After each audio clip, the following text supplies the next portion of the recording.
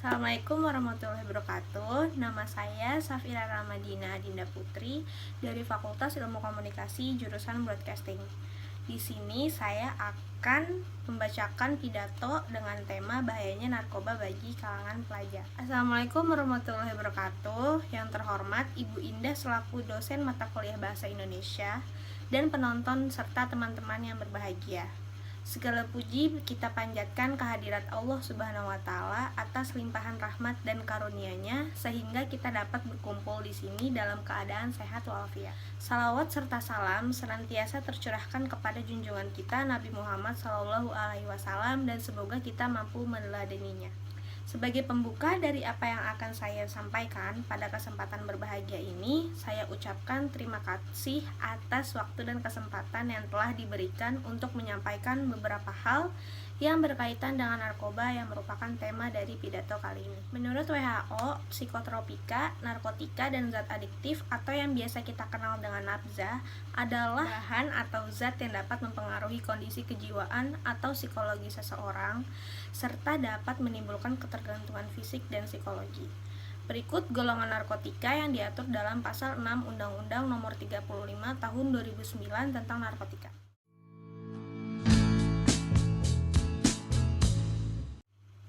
Narkotika golongan 1. Golongan narkotika ini hanya dapat digunakan untuk tujuan pengembangan ilmu pengetahuan dan tidak digunakan dalam terapi, serta mempunyai potensi sangat tinggi mengakibatkan ketergantungan. Ada heroin, kokain, daun kokain, opium, ganja, jicing, katinon, MDMA atau ekstasi, dan lebih dari 65 macam jenis lainnya. Narkotika golongan 2. Golongan narkotika ini berkhasiat untuk pengobatan, namun digunakan sebagai pilihan terakhir. Selain itu, dapat digunakan untuk terapi atau untuk tujuan pengembangan ilmu pengetahuan. Mempunyai potensi tinggi mengakibatkan ketergantungan. Contohnya ada morfin, petidin, fentanil, dan metadon. Narkotika golongan 3. Golongan narkotika ini berkhasiat untuk pengobatan dan banyak digunakan dalam terapi atau tujuan pengembangan ilmu pengetahuan, serta mempunyai potensi ringan mengakibatkan ketergantungan. Contohnya ada kodein, buprenorfin, etilmorfina, nikokodina, polkodina, propiram, dan masih banyak lagi. Perbedaan antara narkotika dan psikotropika tertuang dalam Undang-Undang Republik Indonesia Nomor 23 Tahun 2009. Di sana tertera dengan jelas mengenai perbedaan narkotika dan psikotropika. Berdasarkan pengertiannya, narkotika adalah zat atau obat yang berasal dari tanaman atau bukan tanaman, baik itu sintetis atau mau semi-sintetis.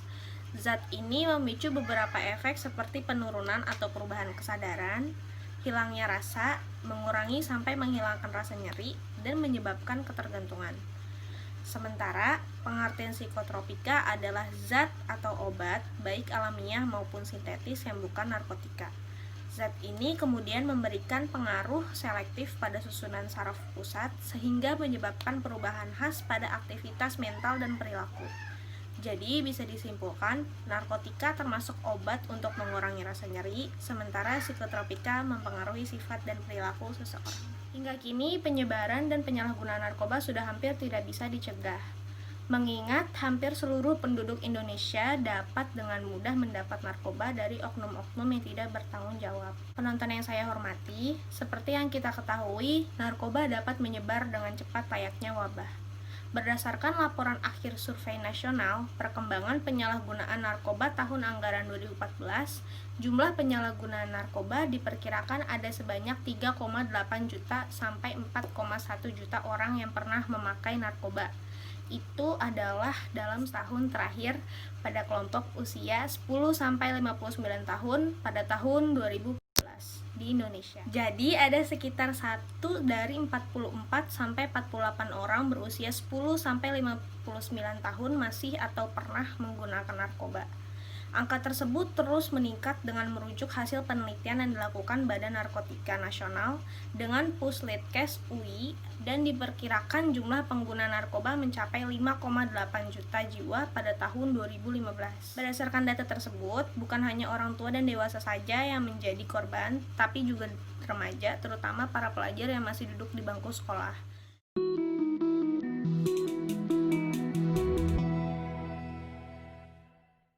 Sebagai generasi penerus bangsa, sudah seharusnya bagi para pelajar untuk dapat menjauhkan diri dari narkoba. Karena hal ini dapat mengganggu konsentrasi dan fokus belajar serta mematikan kreativitas. Selain itu, penyalahgunaan narkotika dan zat adiktif lainnya itu tentu membawa dampak yang luas dan kompleks. Antara lain ialah perubahan perilaku, gangguan kesehatan, menurunnya produktivitas kerja secara drastis, kriminalitas, dan tindak kekerasan lainnya. Hal ini tentu saja bisa membuat orang tua, organisasi masyarakat, dan pemerintah khawatir.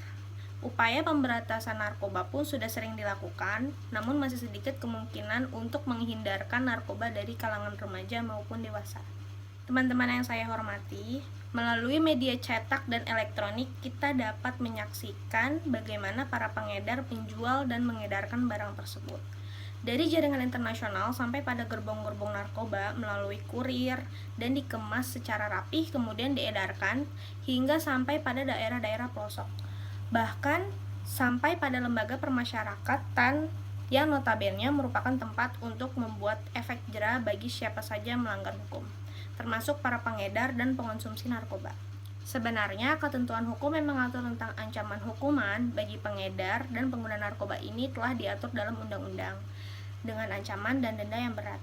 Namun, masih banyak orang yang tidak memperdulikan hal tersebut. Jika lembaga permasyarakatan yang setiap waktunya ada pemeriksaan dan pos penjagaan mampu mereka lewati untuk mengedarkan narkoba, lantas bagaimana dengan lembaga pendidikan?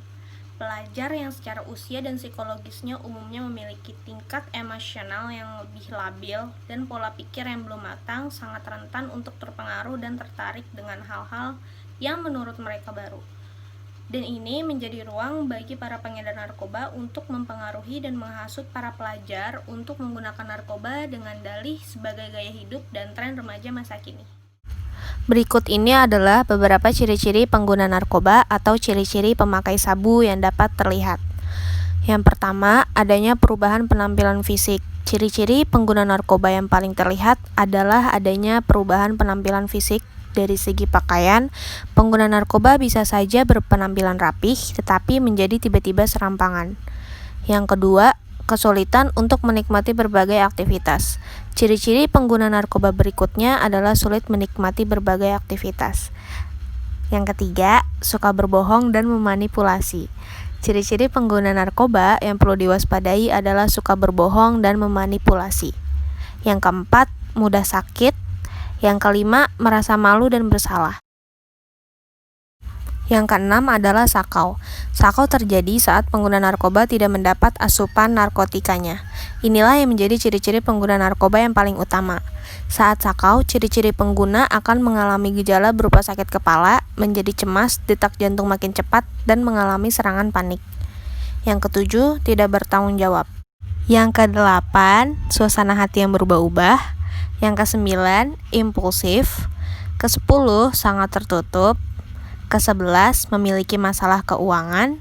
Yang ke-12, sering menyalahkan orang lain. Yang ke-13, melakukan tindakan kriminal. Dan yang terakhir, mengalami halusinasi dan delusi. Ciri-ciri pengguna narkoba yang satu ini akan muncul apabila adiksi yang dialami sudah parah. Pengguna narkoba dapat kehilangan kontak dengan realita serta mulai berhalusinasi serta berdelusi. Penonton yang saya hormati, untuk menghindari dan mencegah peredaran dan penyalahgunaan narkoba di kalangan pelajar serta di lingkungan sekolah, upaya yang dapat dilakukan adalah menanamkan kesadaran dan pengetahuan tentang bahaya narkoba pada setiap anak didik, menciptakan suasana lingkungan yang sehat dengan membina hubungan yang harmonis antara pendidik dan yang dididik, serta meningkatkan pengawasan anak sejak masuk sampai pulang sekolah. Sebagai kesimpulannya, narkoba adalah musuh bersama.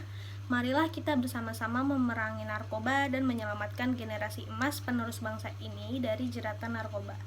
Demikianlah pidato yang dapat saya sampaikan. Terima kasih atas segala perhatian dan kesempatan. Mohon maaf bila ada kekurangan. Wassalamualaikum warahmatullahi wabarakatuh.